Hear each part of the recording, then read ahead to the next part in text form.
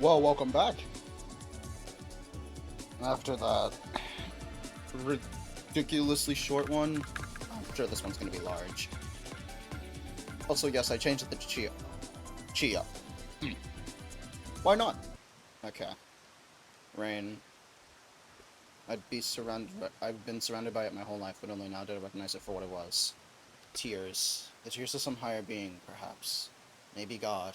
Whatever the case, the tears of the countless worlds above fell to the ground in a perfect, beautiful harmony as I stared up at them, not caring how many fell into my eyes. It was dark. Naturally so. It was well past sunset in the middle of winter, and, despite Tokyo's reputation as the city that never sleeps, barely anyone walked by the forlorn bench I sat on. Shit. I heard footsteps getting closer, and unfolded my umbrella to look only slightly less like a crazy person. A familiar silhouette faded into view. If it was anything else, if it was anyone else, I'd probably be upset at my moment to myself being interrupted. But if there was anyone who could poke her way into my bubble at this kind of moment, I was fine with it being her. There you are. I had a feeling I'd find you here. Why?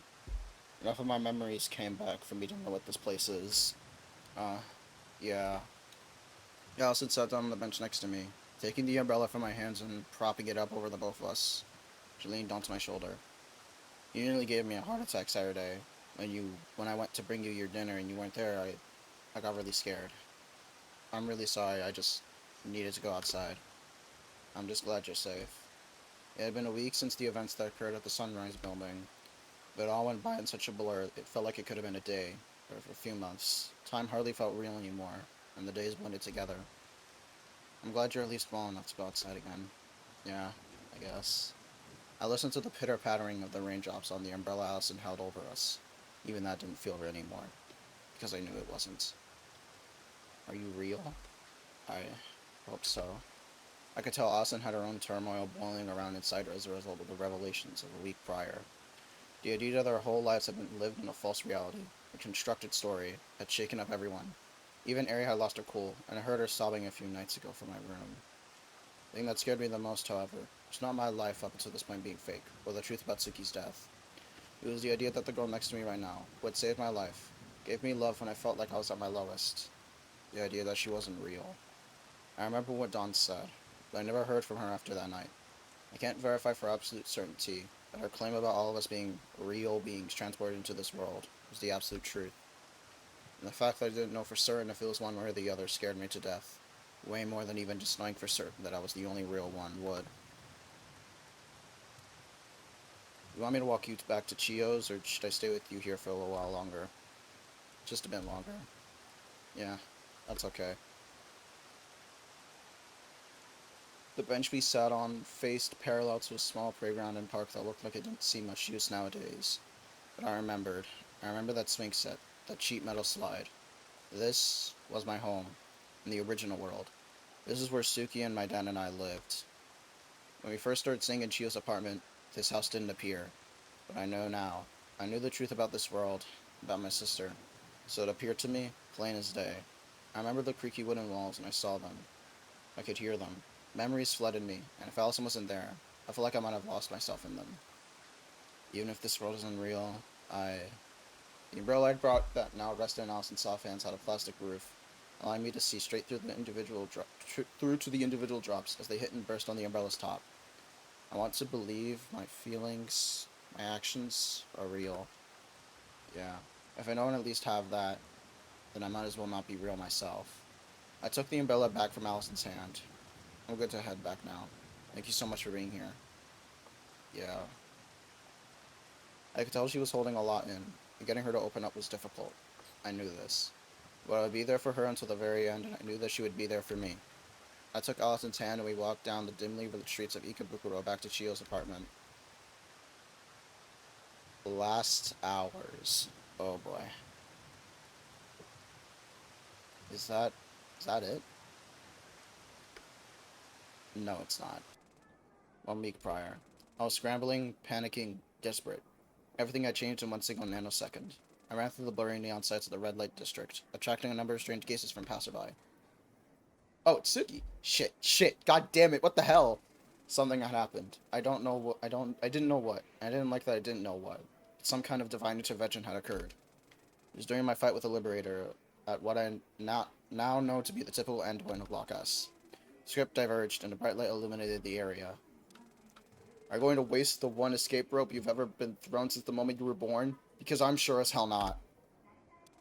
I let my guard down. I had fallen into a sense of security, and she knew that. She took advantage of that, and she brought us both down to the same level. I don't know what she did, but I'm stuck down here now, in the story.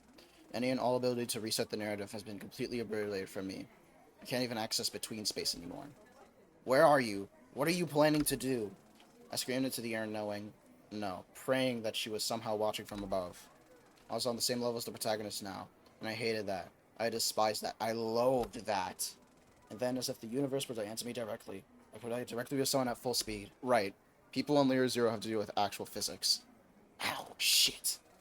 Both of us fell to the ground, and when I looked up to see what had happened, my anger particularly gave way to shock.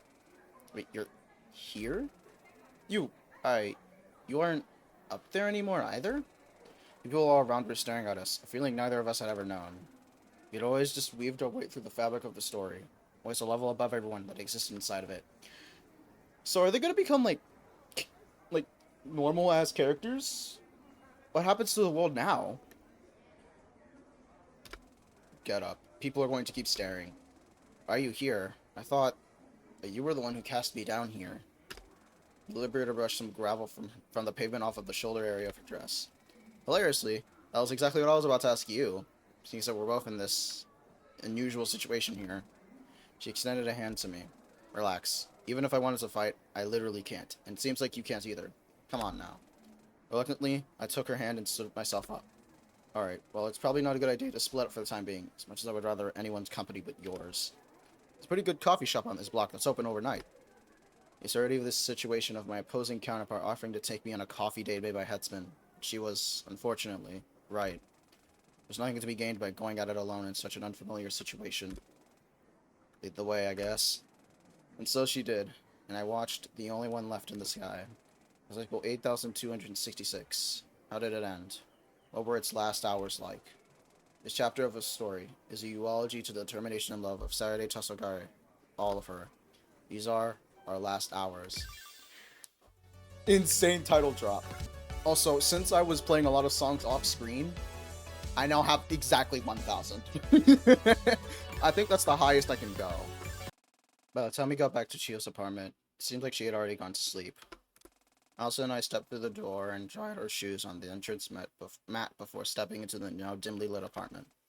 Did Chio go to sleep? Kotomi and Aries sat on the couch. Kotomi looked up. Yeah, about half an hour ago. All of this has been a lot for her. It's been a lot for all of us. Understandably so. Yeah.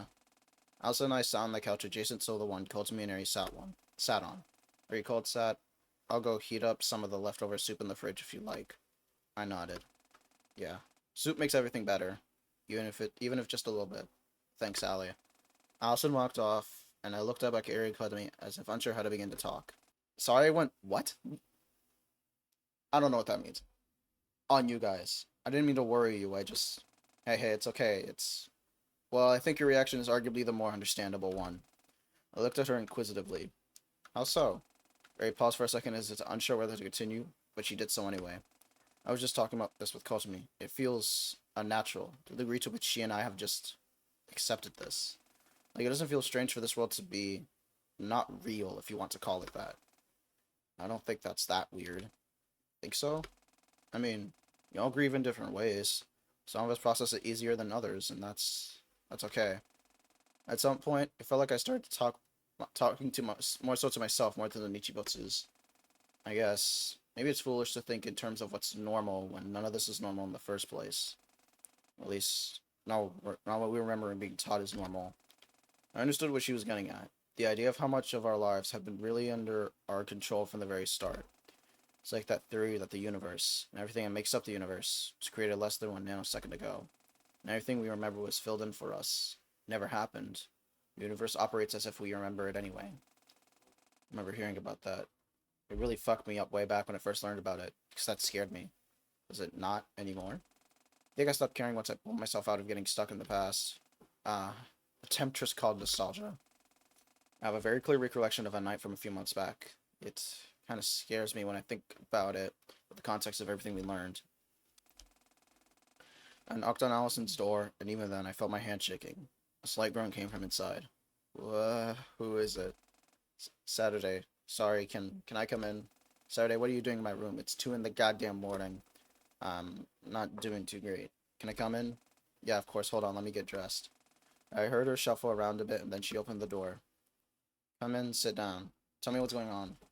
I nervously walked into Allison's room and sat down on her bed. So, what's happening? Talk to me. I'm just scared. Panicking, I guess. Yeah. I'm having a panic attack. Did something happen? Did you see something online that upset you? Uh, yeah.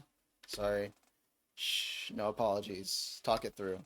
I saw this, like, theory or something about the universe and how maybe it hasn't actually existed until now. Like, what if nothing existed until the second and everything we remember was actually just fake memories you have? And I see. Okay, deep breaths. Slow down, girl. Deep breaths. Breathe in, hold for 4 seconds, breathe out, hold for seconds. Just do that a few times, okay? Okay. I did as she instructed. Deep breath in. Hold for 4 seconds. Deep breath out. Hold for 4 seconds.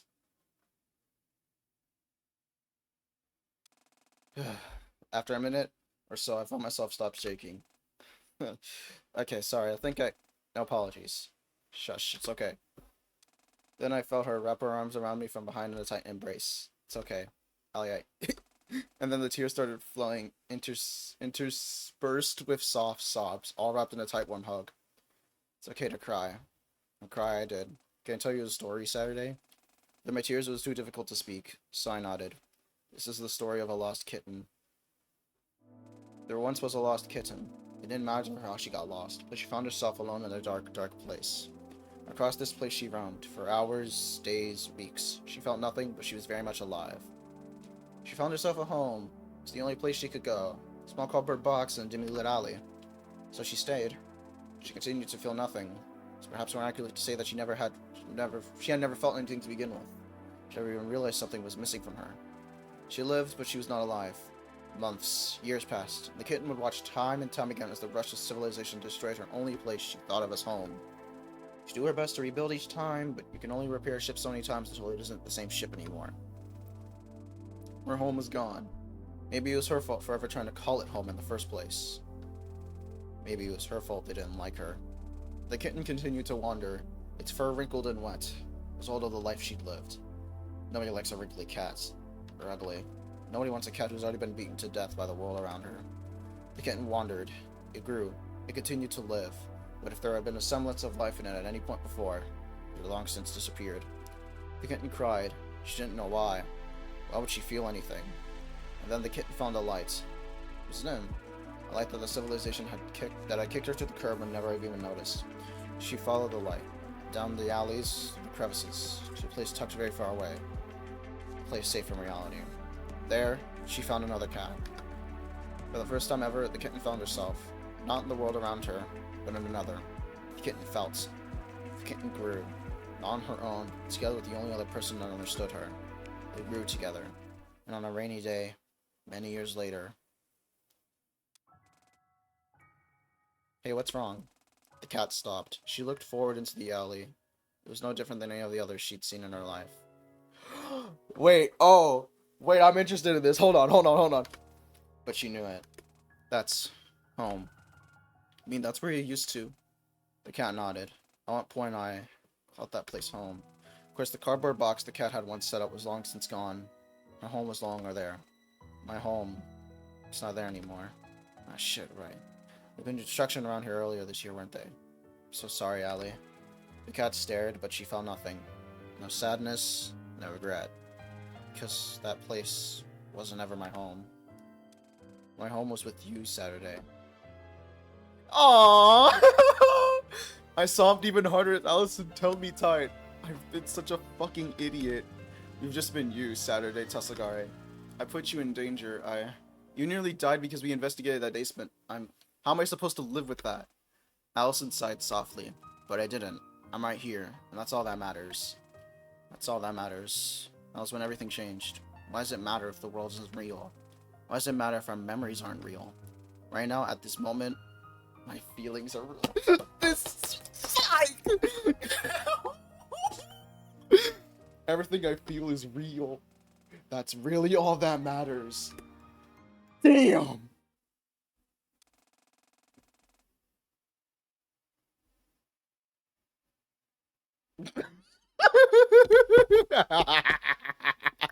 Yeah. I was here over being so emotional. And then, are you serious? Damn, bruh. You took me to a cafe. This was your super secret hideout spot. Hey, shut up. I know the places of this city better than you. Just suck it up and get us a spot. What? What is it? How do you do that? Well, for the love of stay here. I walked over to the late night clerk. 2, please. He pointed me to a table near the window. You do it like that. I could have done that. What? Oh, forget it. Come on. We maneuvered through the tight gaps between tables and chairs to the booth spot near the window. It sat directly against the wall, and there was a wall with tons of old newspapers decorating it. So, did you manage to find anything out? Not much, it seems. Not much. It seems the only lead we really have is that whatever it was that caused us to actually pass like us. It's the same thing that more or less revoked us of our position in between space. So, nothing we don't know already. Great. Hey, you try. Assuming you didn't manage to get anything either? Yeah, can't really fault you when I'm in the same boat. But at the same time, I'm not surprised. How so? Well, 8,260 cycles in, we know how this works by now. Those inside the confines of the narrative don't typically gain the ability to learn information about that which resides outside of it. That's true. Protagonist was only able to because of your guiding her. Oh, so you finally admit that was useful? I don't know. And to be honest, I don't know how I feel about the fact that I don't know. You too then, huh? I know who and what I am. I am the World Keeper, flight personified, as split off from Saturday during the severance of emotion. You and I are both literal embodiments of concepts, and as a result, until now, we've been locked in eternal battle, as we can't coexist. Which means it should, given the entire history of everything that's happened in these 8,266 cycles, be impossible for me to give any credit at all to your efforts inside the narrative to lead Saturday to the truth. Yeah. Likewise, it should be impossible for me to give any credit to your efforts to keep protagonists and her friends safe from the harm I created in the path to the truth. In other words, everything about our current situation should not exist. And yet here we are. Indeed. We sat for a while. As time passed on a scale we've never been able to truly feel until being stripped of what had made us who we previously believed we were. What are we, really? Or it's a Saturday, I think. I know that, but if you aren't who we previously thought ourselves to be, what are we really? I didn't have an answer to that. Neither of us did. We sat in silence for a little while longer, and the waitress came over to get our order. 5 salmon nigiri, please. I'll get the spring roll set. Thanks. I'll be back shortly with your food. Thank you. The waitress left. 5 salmon? Hey, it's the best kind of nigiri. Don't knock it till you try it. Dawn sighed disappointedly. I had an idea about what we could do. I'm all ears. Dawn leaned forward and spoke in a hushed tone.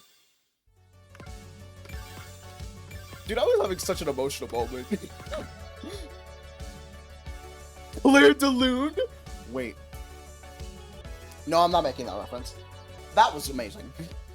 I like that moment with Saturday and Allison. They're so cute together. I'm gonna be so... Fuck! I find myself talking in ways I never thought I'd be talking about people.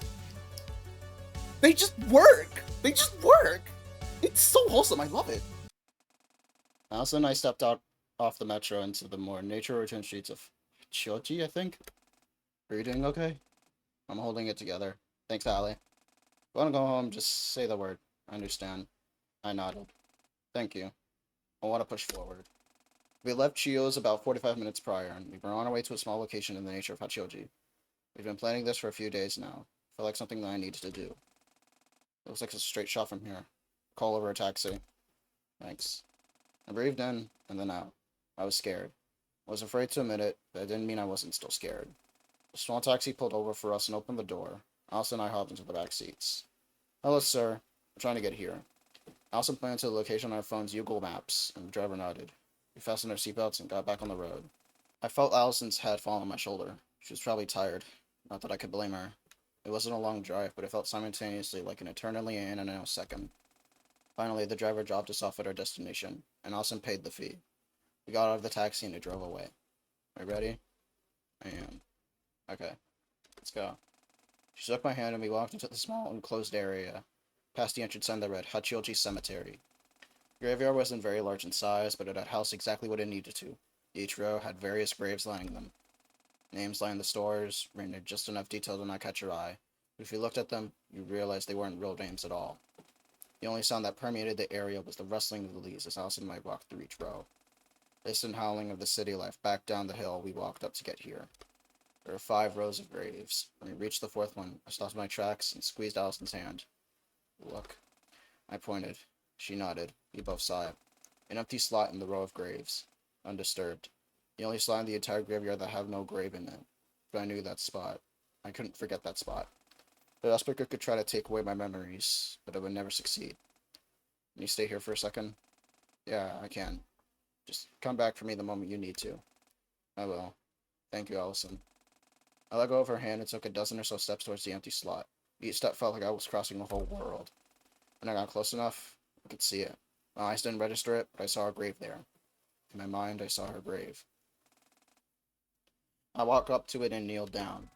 Hey, it's been a while, sis. I know that this isn't the most ideal situation for us to be talking in. I guess maybe it would have been better if I came during the day. But I guess this just felt like it was the right time. You know what Suki means and all. Felt fitting, I guess. Things have been kind of stressful. I mean, not kind of. It's been really hard to go on. I feel like it wouldn't be a stretch to say that this past week has been the hardest week of my life to push through. It's really overwhelming. I mean, it's still really overwhelming. Well, the other night I was wondering if it was worth trying to keep pushing through it. You remember that day back in 2008? It was the first time Mom and Dad left us alone at home. You were so excited. We're finally real adults, you said. We ended up making a pillow fort on the couch. Mom came home early and couldn't find us anywhere, and she was panicking. I remember laughing about that. It was so funny to us at the time. I never told you this, but I didn't sleep that night. I was thinking about her and her panic. You never stopped to consider how awful it would be the moment you realize someone you love more than anyone in the world just wasn't there anymore. Another night I thought about just giving up, fully. If nothing was ever real to begin with, could I reach the rowboat if I just left this one behind? Allison walked into the room. She asked me what was wrong, and I tried to lie, but you know I can't lie to her. She broke down sobbing, immediately. I can't blame her. I was such an idiot. Because I know how it feels. To be absolutely at peace with your life and those you love, and then suddenly you just lose them. You wake up one day, and you get a call from Mom. And you don't know when you pick up the receiver that call will change your life forever. That what you're about to find out, that someone you love more than anything else in the whole wide world is just not here anymore. I stood up, and gestured to Allison across the path. I didn't want her to be apart from me anymore. She walked over and hugged me. I miss you, Suki. I miss you so fucking much. I don't know what I'm doing sometimes without you, and it's just... I can't believe it even after all these years later. If I could just go back to today, it all happened to just change one thing. I just want to have said that I loved you, but I was so grateful for the time I got to spend as your sister that I sobbed into Allison's shoulder and her to begin to cry as well. I just wish I could see your face one more time, laugh with you one more time about something that doesn't matter at all. I just wish you would get mad at me one more time for screwing something up on our playset. I just want to go stargazing with you again. I just want you to see how far I've come and tell me you're proud of me. You don't even know me by my name, god damn it, Allison held me tighter. I just want to smile with you one more time before I have to say goodbye. I just want you to watch you play the piano again, even if your hands are too small to hit the chords of the song you wanted to play. I don't want to say goodbye. I don't ever want to. I just wish I could tell you how sorry I am. I cried for another 20 minutes. I cried to the skies, praying it would reach my one and only sister, and the true heaven that she no doubt went to. Allison stayed with me the whole time, also crying. She didn't say a word. Neither did I. We just cried together as one. Finally, I wiped off the last few of my tears in my eyes and let go of Allison. Thank you. From the bottom of my heart, Allison. Thank you so much for being in my life. I love you more than anything in the world. Allison wiped her own tears and smiled at me as more continued to pour out. Oh, I never want to be anywhere else. Not in this world. not in the real world or any. I fell back into her arms and we hugged each other tight for another few minutes. Not out of sorrow, but out of love. I love you too. It was just after midnight when we were finally ready to head back. Should I call for another taxi? Let's wait until we get down the hill. Okay. I took her hand again and we began walking back through the rows of graves. We passed by the small cabin that served as the operations office. The lamp above us flickered. When it came back, two figures appeared on the horizon. I recognized them in a matter of seconds. Saturday. Herself? Wait, is this a storyteller? I'm ready. I'm ready. The story episode is very long. Oh my god, not another one. Okay. Words were unable to escape me. Stunned speechless. Suki. The wind who stood before me only served to generate endless noise that reverberated through my mind like a ball bouncing across a small room. Hello. Nobody really knew what to say. Nothing felt like the right thing to say. On one side stood Dawn, who I at one point believed to be my sister. On the other stood myself and Allison. Between us, an infinitely large distance. Here today finally tell you the truth about this past year. I'm all ears. Please. Suki sighed. Allison gripped my hand tight. You see, the truth is, back in July, before she could finish speaking, even really begin, Dawn cut her off. Saturday, the woman standing before you is not your sister. You already knew that, didn't you? Suki looked over at Dawn, surprised. What the hell do you think you're... Answer the question, Saturday. I fidgeted. Of course, Dawn was right. Something about her demeanor told me that playing into what she was asking would only lead me to pain. Of course you knew. Then you can extrapolate who this woman really is. Her true nature? Dawn, no. Saturday, no. Don't listen to her. Dawn, this wasn't the plan. Ha! Hysterical. I suppose I have to spell it out for you then. This woman is... Suki jumped forward, attempting to tackle Dawn. There was no avail. The words already left Dawn's mouth. Suki Tasagari is the World Keeper. Time froze. The World Keeper? Of course, I remember that name. My antithesis. The one preventing you from reaching the truth. Your enemy! What the hell are you talking about? Don't try to deny it. You claim you want to keep Saturday happy in this fake world, but look at you. The only time you've seen her since July was when you broke into her hotel room and tried to shoot her friend. Suki seemed at a loss for words. Suki, this is all bullshit, right? It's all bullshit. Tell me it is. Even saying it, I knew it wasn't, but I was desperate. Look at that. Guilty as charged. She doesn't even have the will to fight back. Dawn, you bastard. Were you planning this the whole fucking time? Dawn laughed. A cold, methodic laugh, but it held a twinge of sorrow. I'm sorry, Saturday. This is the only way. We're all here. We could finally become whole again without her. You fucking... Suki jumped forward at Dawn, but Dawn reflected her and she fell back to where she was previously. We could finally escape this godforsaken cage, this prison. We don't need you anymore, World Keeper. You're nothing but an obsolete emotion. Dawn turned to me. I had no idea what expression I wore on my face anymore, but it couldn't be described with words. Now let us leave this detested fake world behind, Saturday. Let us face reality and return to life as it should be. Together we... Our ramblings were interrupted by the sound of impact. Holy shit! Holy shit! I lunged forward and punched her square in the face. Dawn fell back, a slight bit of blood spurting from her nose. Become whole again? Leave obsolete emotions behind? Do you even listen to yourself?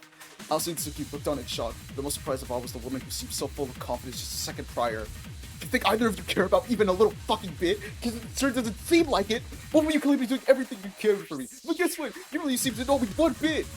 Dawn regained her composure and stood herself up. She raised her hand and materialized the pistol, aiming it square on my chest. Another defect cycle then. So be it.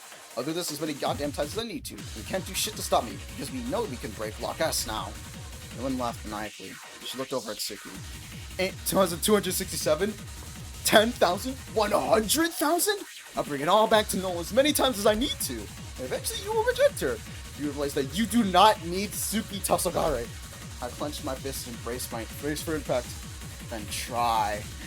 Dawn lunged at me. A fatal mistake. She had a gun, but she refused to use it. Why? I suppose it didn't matter for me. I didn't block it. I stood there and watched her draw closer. I'm not your fucking doll anymore. From across the path, Suki watched, and finally something clicked. Dawn, you bastard! You may your name even if just slightly, she prays, and a link is established. My mind and hers are one, like it should be. In a single moment, Suki lunges forward herself. She reaches out her hand and the world freezes. What is this? I stood alone in a world of grayscale. Everyone around me had frozen, yet I could move about, like I had been released from my shackles. Then I noticed something appear in front of me. There's three somethings to be exact. Are these cycle locks? And this is freeze frame. I never activated before. Only the Liberator had. Seems like I'd activated it just in the nick of time. So this is what it's like for Dawn all those times. I guess then if I solve this, maybe I would get protagonist out of the situation. She gazed upon the cycle locks. Freeze frames could only last for so long. It meant it was time to get to work.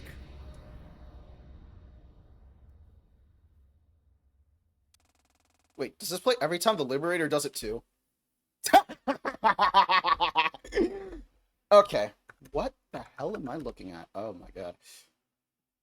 Is that the fucking periodic table? Holy shit! Okay, there we go.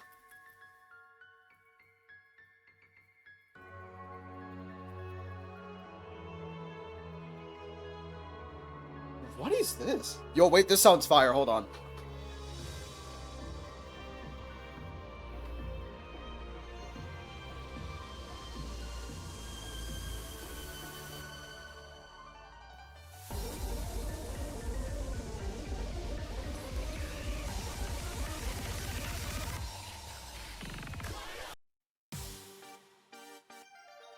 Okay. Well, let's try it.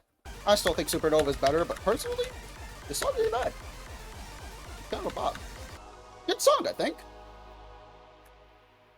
I missed one of the held notes, but it's okay. I did all right. A strike, slash, and then silence. And the sky, pistol flies up, and disintegrates. Suki stood in front of me, having slashed her scythe just in time to knock Dawn's gun out of her hands. Forcing her to confront the truth like this isn't going to help her at all, you moron. Dawn, once again caught off guard, laughs in a clearly trembling voice. It's Saturday. I hope you only realize that this void is helping you because her mortal nemesis is threatening you. I stood behind Suki, too shocked at what I just happened to say much of anything. But I regained composure and clutched my fist. Yeah, you're right. I'm not scared to admit it. We're fragmented and capable of acting, unless it falls into line with our reason for existing. Suki looked up solemnly. Even still, I got enough humanity in me to realize something. Pushing Saturday either which way isn't going to fix her. Suki? I'm sorry, Saturday. There's just so much you don't know. You don't realize how much you truly lie at the center of everything that's happened. I think I've been able to intuit that, even just a bit. Suki turned back to look at Dawn.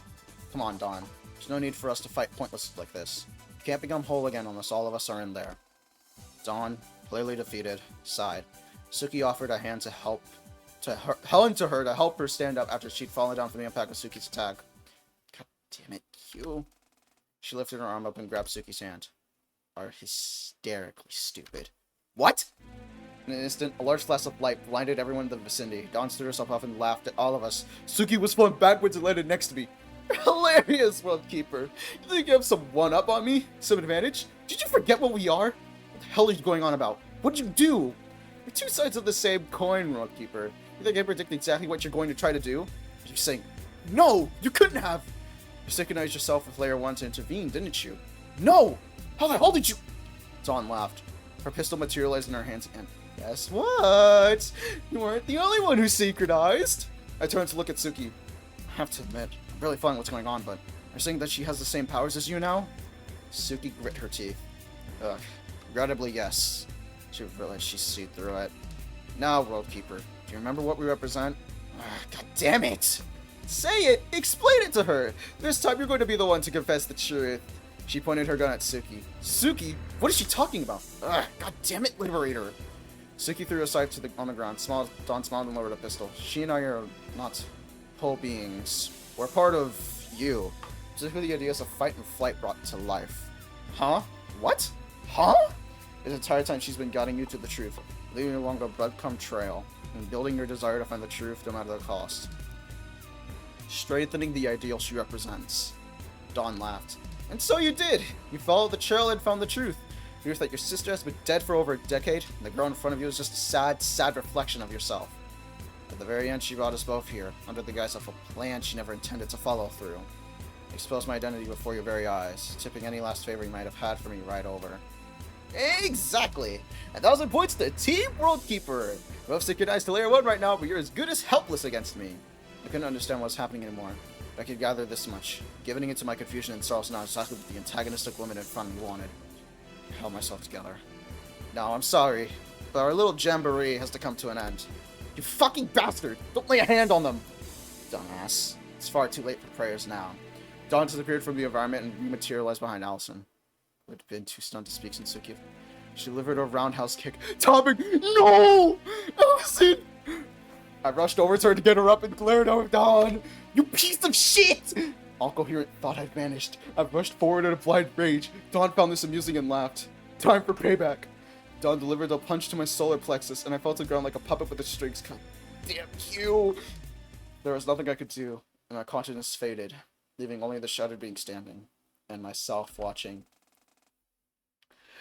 And now then, World Keeper. You can do this the easy way, or the hard way. We'll only have a moment to act. Prepare yourself. Suki sighed. There was nothing she could do. Just about. Looks like you finally came to your senses. Dawn raised her pistol again and pointed at Suki's chest. Good night, Saturday. Now! A large blast of light fills the area once more. What? No! Dawn and Suki freeze in place, and a new figure belts into the environment as the world turns gray once more. She's pretty! I walked over to where the protagonist lay, picked her up. The color returned to her, but she remained unconscious. I'm so sorry. I set Saturday down on the ground momentarily, and then held my hand out. A fissure in the fabric of the narrative was created. And on the other side, a layer above. It's time for you to learn everything, Saturday. I picked her up once more, and carried her through the crack of reality. I heard a voice from somewhere. Forever, you know, someone encouraged me to wake up. I think I'd like to wake up.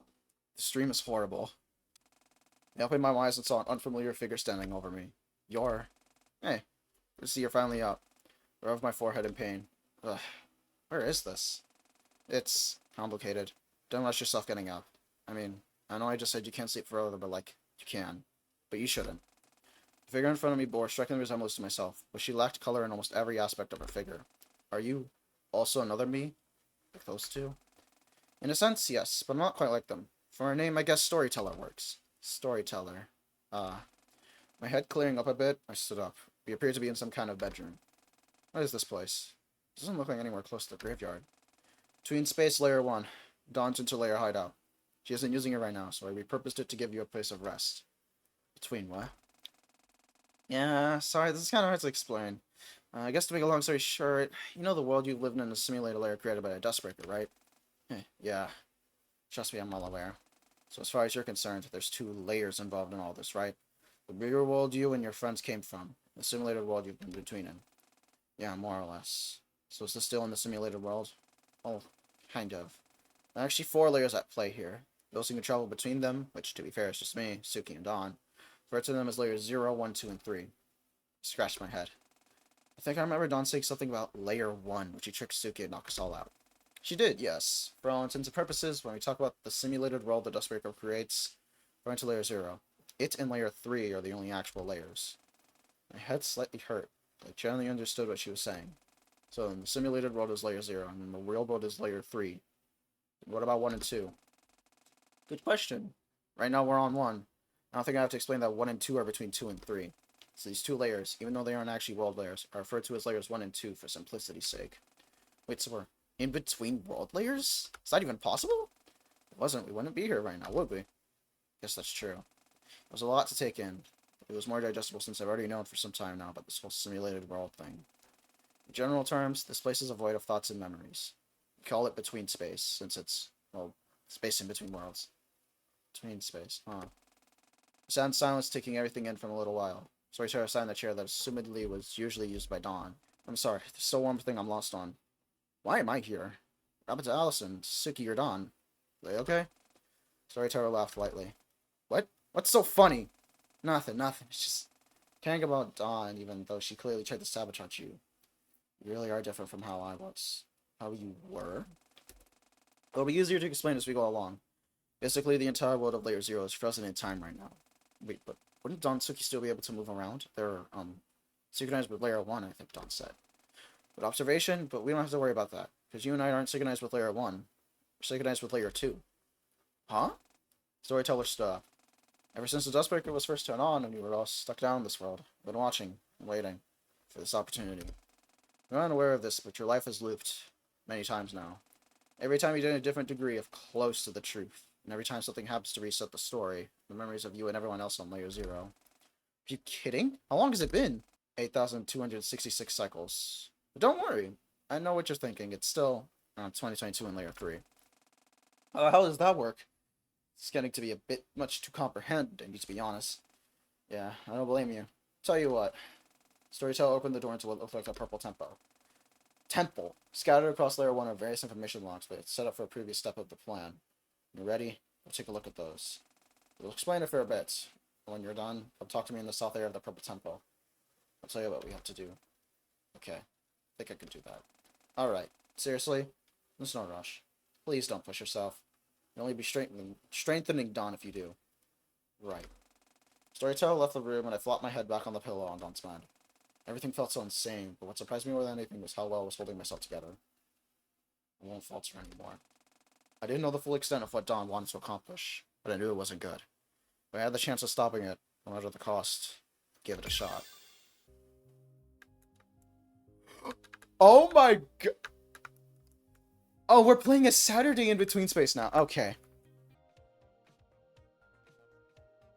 Oh. Okay. Oh, we were meant to go down here. Okay. Hey, I think I'm ready. Are you holding up okay? Understand can be a lot. Yeah, I think I'm fine. Honestly, I wish I learned most of these things through here instead of just being forced to confront them by Dawn. Yeah, Dawn isn't the most understanding, or understanding at all, on account that she lacks actual humanity.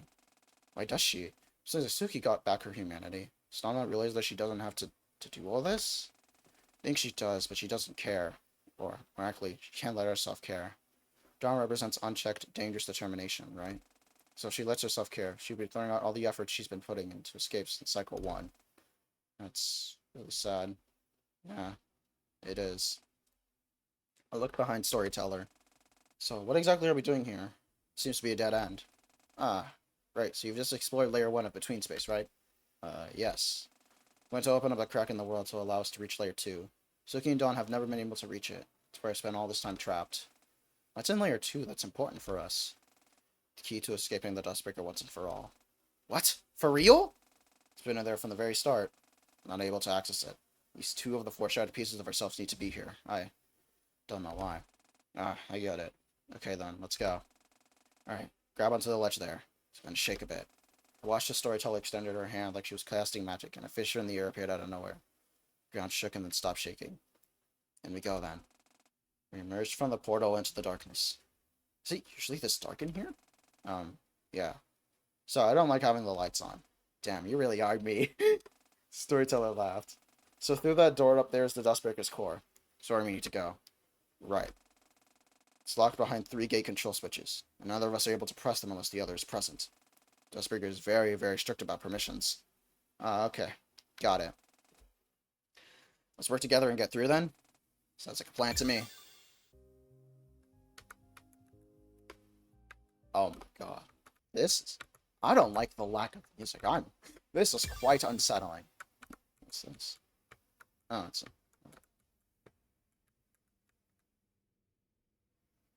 usually the music would be like all cheery and everything, but this is kind of unsettling.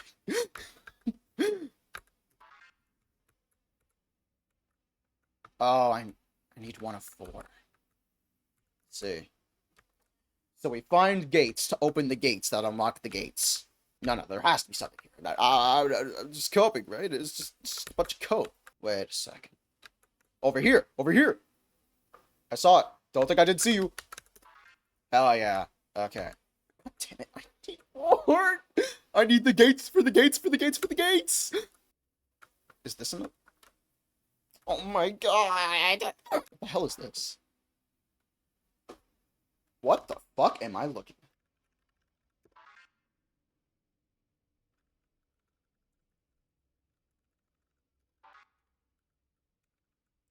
I think I got it. There's another note there. I think I didn't see you note. What the? Oh. Okay, there we go. Does that open something I actually want to get to? Wait, oh my god, it did open. Let's go. Means I need to explore further down. Maybe I'll find something in that. The fourth one. Let's go. Okay. That's the fourth one, which means we can go back. Oh, okay. 1 out of 3. Okay. Now for the next one. I think it's... Oh, wait, this is the one we just went to. No idea what this could be. Exclusive or... What the fuck? Free button. Yay. Ooh, we did it. Okay. I locked this one. And, whoa, there we go. What is this? Whatever, man. How long are we gonna go explore? Ooh, shiny! Oh, never mind, it is. Oh, yeah, okay. Probably opened that gate, then. Frankly, I don't even know what's the point of, like... I don't even know what the point of me, like, doing all those puzzles is, because I'm not even actually doing the puzzles. I feel like a fucking cheater. Maybe someday, when I have, like, no recollection of anything in this game, I'll go back and, like, maybe, like, 10 years later or something, I'll go back on Vivid Stasis. And maybe just try actually solving the puzzles for once. I think that'd be nice. What? Okay. Regarding that puzzle I saw earlier, something I want to do.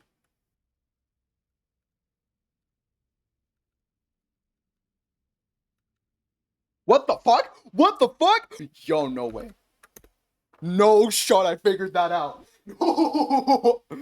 I didn't even have to search for that one. Okay. What the hell is this?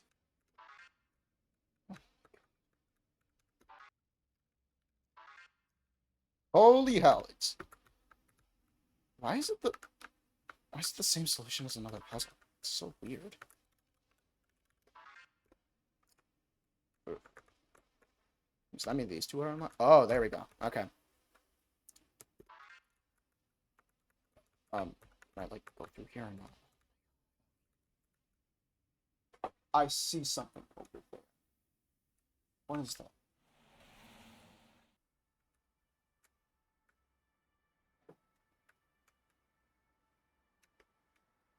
What? What?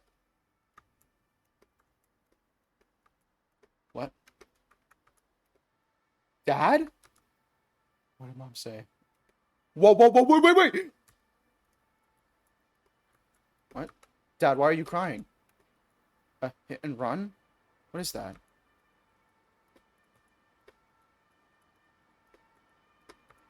Sis?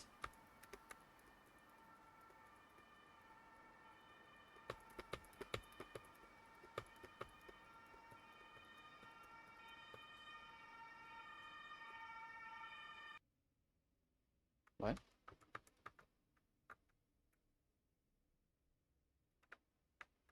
That is probably the most scared I've ever been in this game. Like, I'm actually creeped out by that. A large gate's in front of us. Alright, I'm pretty sure the door's right behind here, but, in front of the door is a large lock with a screen on it. I walked over to it. It says, verify synchronization of subject to access shutdown box. This button that says test. Figures. Of course it wouldn't be that easy. I turned back to look at her. Do you know what this thing is asking us to do? Yeah, I think so. Looks like it wants to test us against our trauma over Suki's death. What? Why? Well, we're the subject, remember? We were the one placed in the dustbreaker that treated our trauma about her death. Looks like it doesn't want to even give us the time of day about how we can get out of here until we've proven to it that we have overcome the trauma. God damn it, Dad. Your trauma machine is a pain in the ass. Tell me about it. I exhaled. Okay, I guess. We have to hit the test button. Do you know what it's gonna do? I have absolutely zero idea. I've never been able to get in here before. Great. Well, here goes nothing, I guess.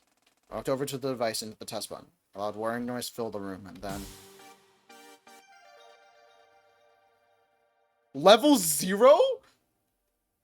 What? Whoa, whoa, whoa, whoa, whoa, whoa.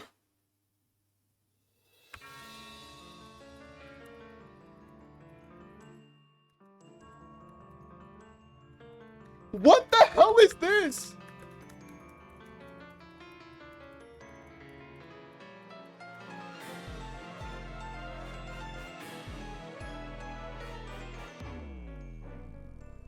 What the hell is this?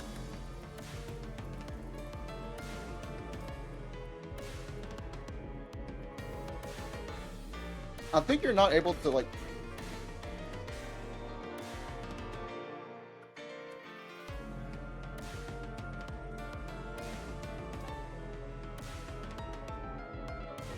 What the hell is this? What am I looking at?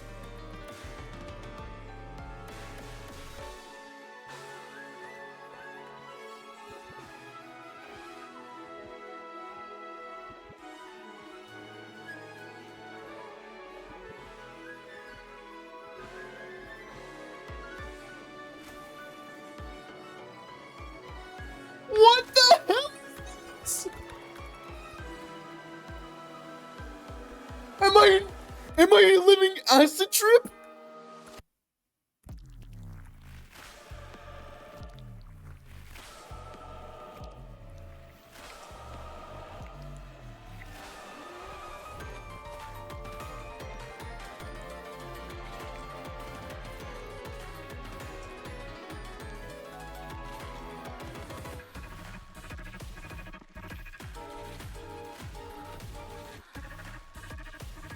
What the hell? Up scroll?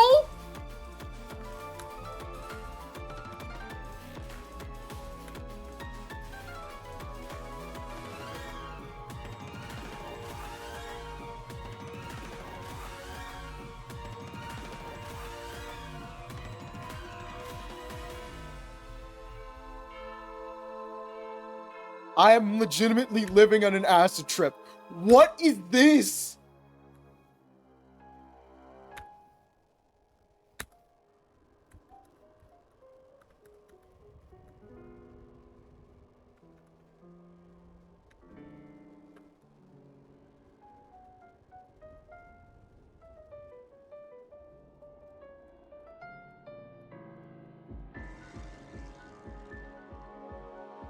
What the hell? What am I looking at?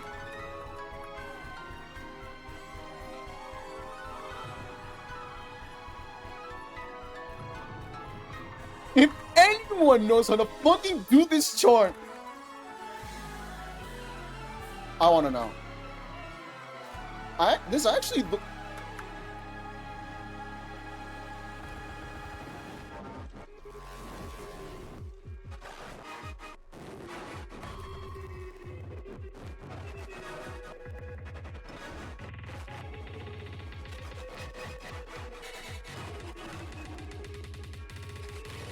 What the actual fuck is going on?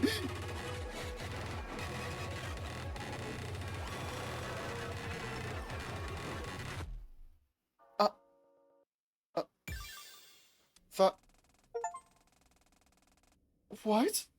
What? That was an achievement? Huh? Yo, I need a breather. I need a breather. Yo. I need a break. Holy shit.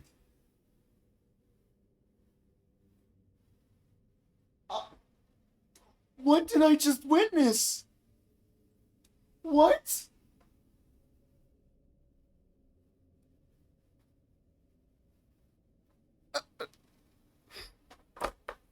I'm actually about to lose my breath, bro.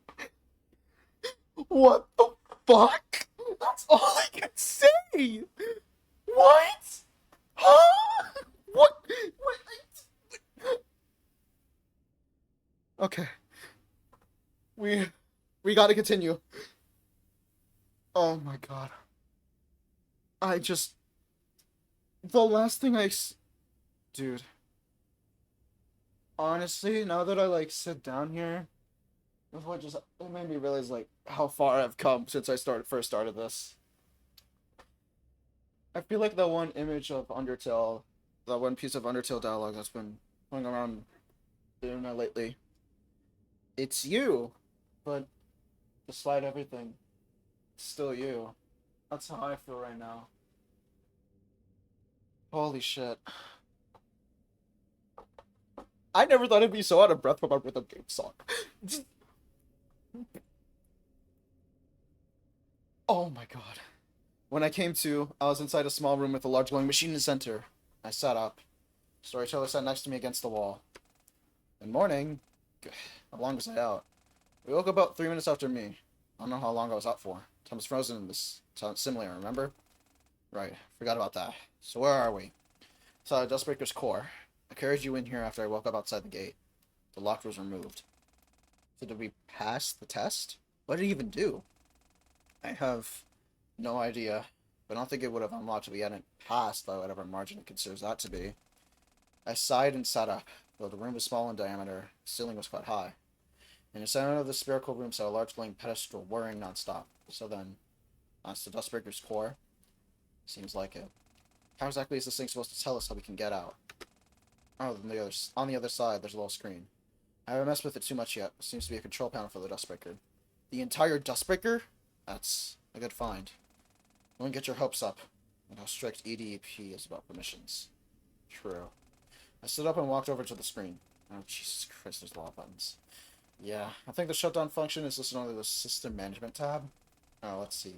System Management. Shutdown! There it is. Should I press it? You can try. If it just works, that'd be great. It won't be that easy. Okay, here goes. I tapped the button tap the button labeled Simulator Eject and Shutdown. Brought up another tab. Oh, it looks like this is another menu. Hold on, explains this thing. I'll read it. Shut the Dustbreaker off from inside. First, you must eject the subject and any other inhabitants from the simulator and return them to the original layer. Wait, huh? Wasn't the whole point of the Dustbreaker that it wasn't actually moving their entire minds into the simulated world? Yeah, I'm really not sure what's going on here. Oh. Huh? What is it? I think I might know. Hold on, let me think. Keep reading for now. Okay. Once the simulator inhabitants have been ejected, they will be stored in memory temporarily. From here, the subject can press the shutdown switch to shut off the simulator. Finish the transfer to the original meta layer. It sounds like we have to first eject them. That'll bring everyone here. At the very least, somewhere we can access the same control panel. Probably wouldn't be between space then. The void is not exclusive to Dustbreaker. It exists outside of every world.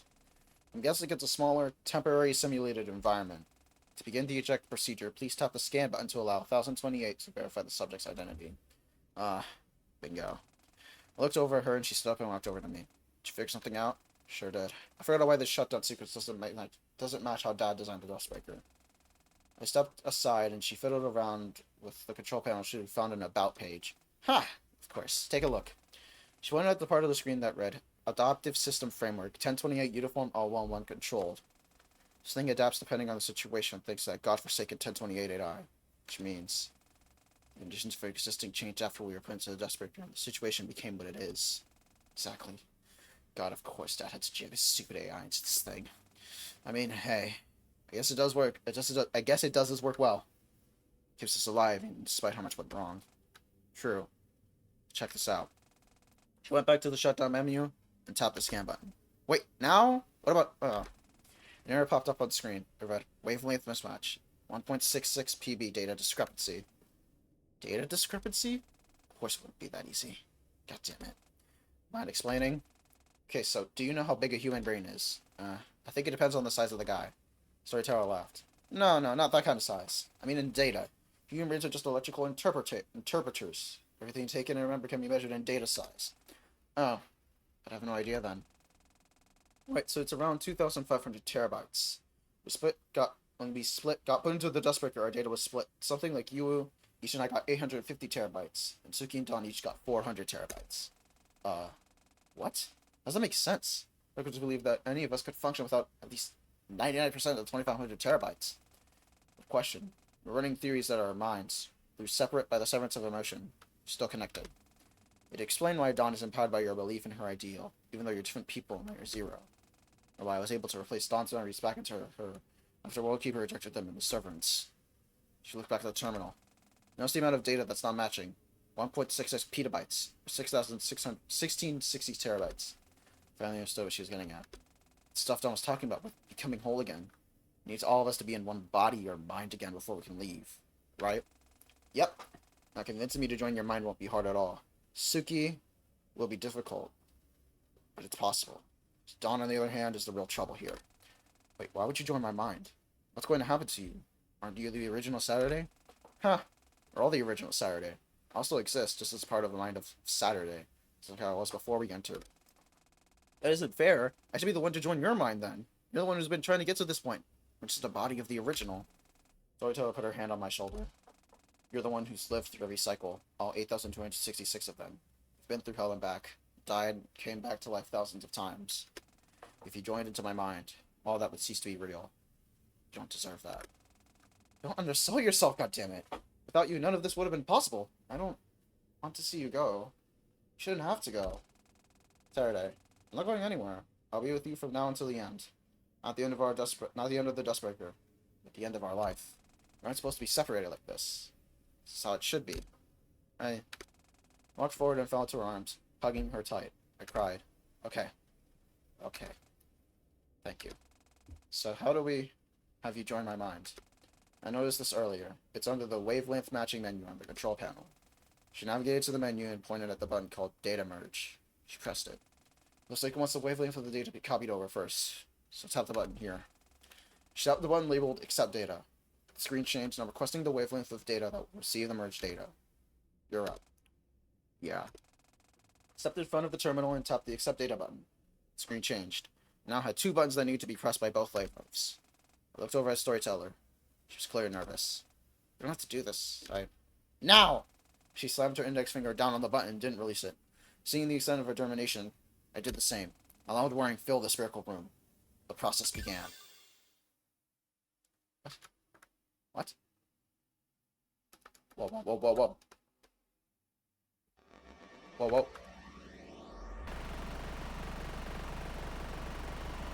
Why'd I do Encore? Am I stupid?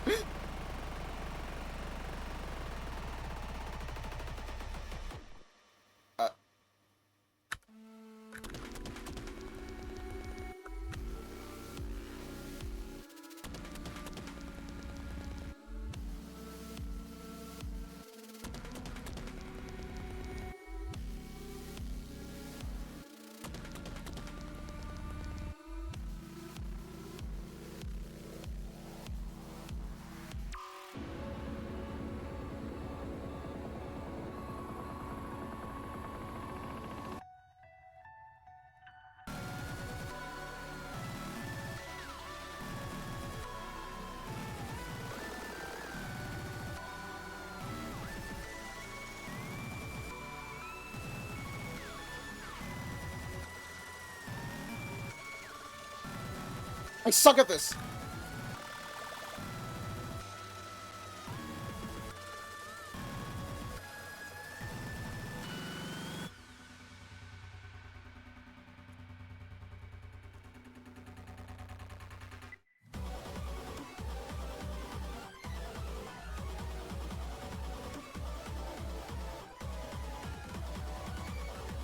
Why'd I do Encore? Am I stupid?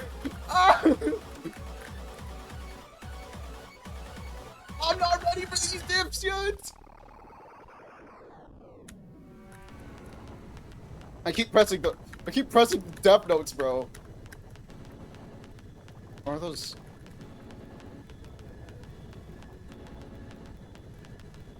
I keep confusing them, bro. Ego Ares. I felt my feet touch ground from their sword guard, once again in the midst of one-side firefight. Did you miss me? Wait, that's Saturday? Dawn, having released the culmination of her villain monologue, was a severe anticlimax, kept fruitlessly pulling the trigger. Suki looked on with unreadable expression, blood soaked through my clothes before they repaired themselves. My wound closing as fast as she was making them. Bullet after bullet penetrated my skin. I didn't feel a thing. It was about 10 seconds before she was finally too exasperated to pull the trigger. How the fuck are you? What? Spoke in shaky breaths. Once confident girl was now timid and bemused. Suki, too, was bewildered by what was happening. Soon Dawn's confusion was replaced by unadulterated rage. Don't fuck with me! She made a show of pulling the trigger again, aiming clean for the head. It's about as effective as the previous dozen times she tried to kill me in the past minute. Why the hell are you still here? How are you standing? Why is the cycle not reset? She hadn't realized it yet. I gave her time. The bullet flew out. This one was a narrow miss. I'm not sure if she was intentionally doing it or if she was just too consumed by anger to aim properly.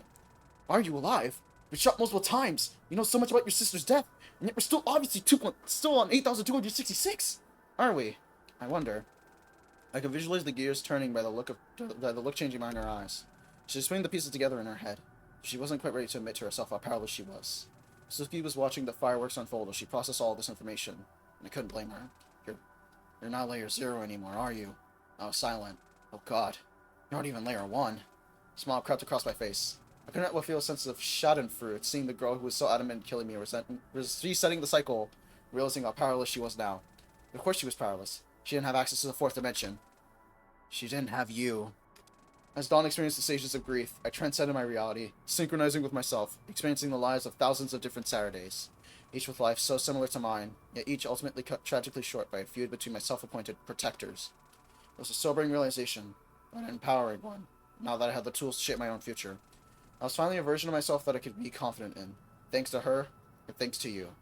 I won't let our dream go unfulfilled.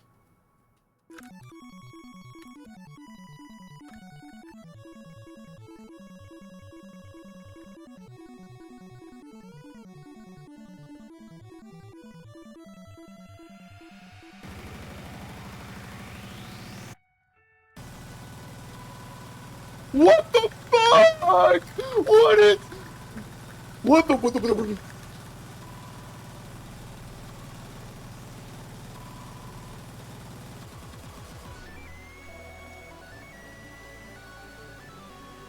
I would have died a long time ago. Why is the cycle count going up? What the fuck is happening? Dude, what? I can't read these notes! I'm actually an idiot.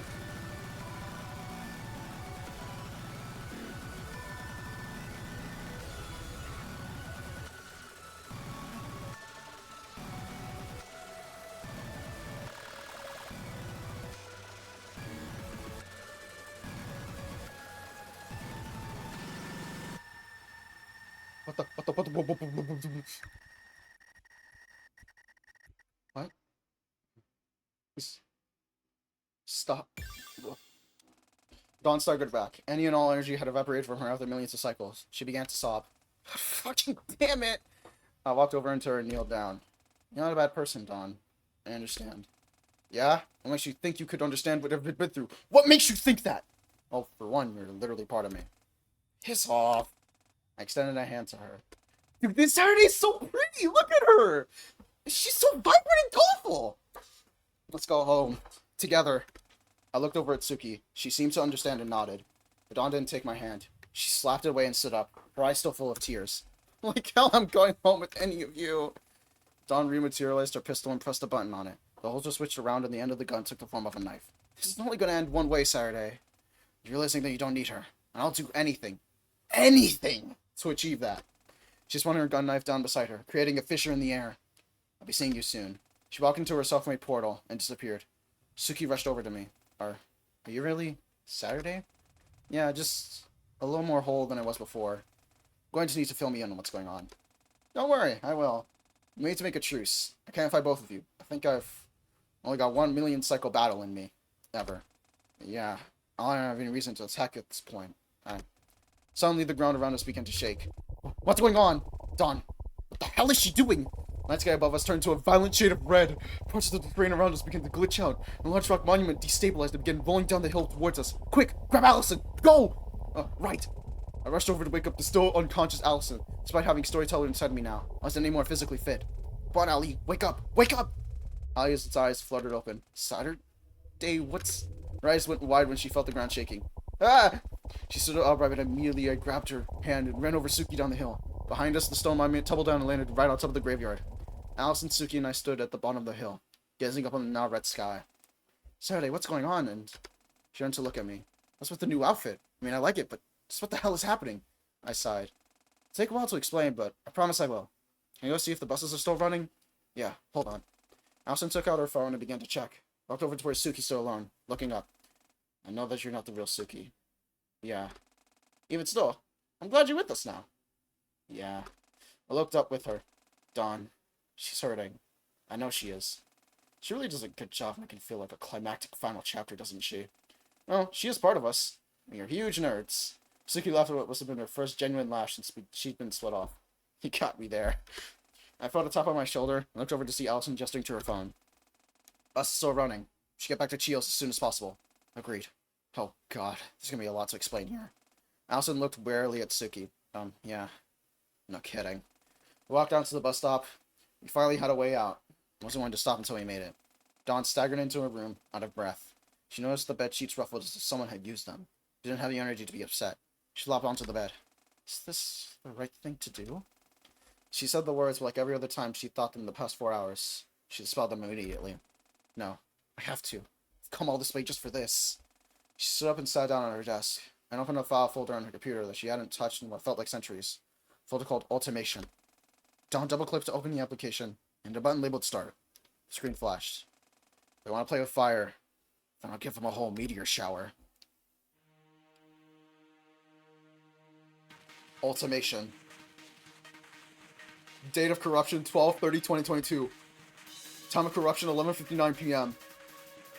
Please wait for the designated time for the sim layer corruption to begin. Oh, you are not ending me on that! You are not ending me on that bullshit! No, no, no, no, no, no, no. You are not ending me on that. You are not ending me on that.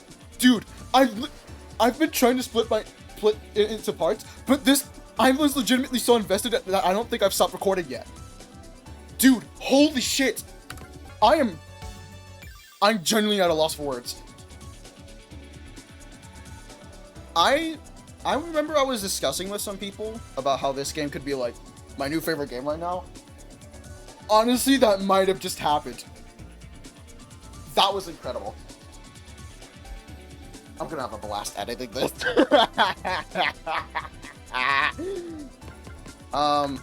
What did we unlock in the... Which characters did we unlock? Dude, this Saturday looks... You know what? Impulse buys. Impulse buys. Hold on. No. No, wrong one. Character change. This is the only way it could be. This is the only way it could be. Look at her! I think I've already said enough. Okay. Thank you for watching.